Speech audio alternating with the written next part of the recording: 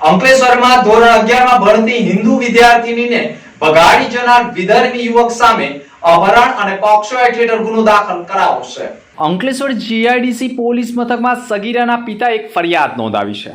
જેમાં તેઓએ આક્ષેપ કર્યા છે કે આજથી 3 મહિના પહેલા અલી અસગર ઉર્ફે આર્યન ઝયામુદ્દીન શાહ સાથે ફરિયાદીની દીકરી વચ્ચે વાતચીત અને પ્રેમ સંબંધ હોય, જેની જાણ ફરિયાદીને થતા ફરિયાદીએ અલી અસગર ઉર્ફે આર્યન ઝયામુદ્દીન શાહના પરિવારને જાણ કરી હતી અને તેઓએ હવે આવું નહીં થાય તેવી ખાતરી આપી હતી, જેના કારણે જે તે સમયે ફરિયાદીએ પણ ફરિયાદ કરવાનું ટાળ્યું હતું। પરંતુ 26મી જાન્યુઆરીના રોજ ફરિયાદી માર્કેટમાં હોય તે દરમિયાન ફરિયાદીની પત્નીનો ઘરેથી ફોન આવ્યો હતો અને કહ્યું હતું કે આપણી દીકરી ઘરે દેખાતી નથી અને તેની શોધખોળ પણ કરી છે, તથા સગીરાની સતત તેના સગા સંબંધીઓને ત્યાં પણ શોધખોળ શરૂ કરી હતી અને 3 મહિના પહેલા જે અલી અસગર ઉર્ફે આર્યન ઝયામુદ્દીન શાહ સાથે પરિચયમાં હતી તેના મોબાઈલ ઉપર સંપર્ક કરવાના પ્રયાસ કર્યા હતા। તેના ત્રણેય નંબરો સ્વિચ ઓફ આવતા હોય, જેના કારણે તપાસ કરતા તે પણ ઘરે ન હોય અને ફરિયાદીની દીકરીને તે ભગાડી ગયો હોય તેવું ફલિત થતા ફરિયાદીની સગીરાને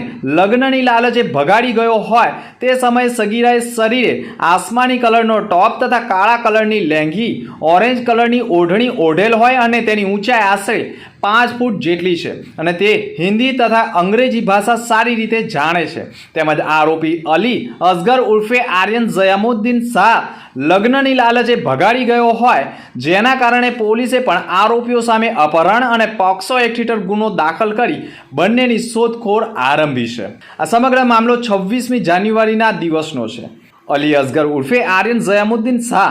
હિન્દુ સગીરાને ભગાડી ગયો હોય, જેના 3 દિવસ બાદ સમગ્ર મામલો હિન્દુ સંગઠનના શરણે પહોંચતા આખરે સમગ્ર મામલો ભોગ બનનારના પરિવારને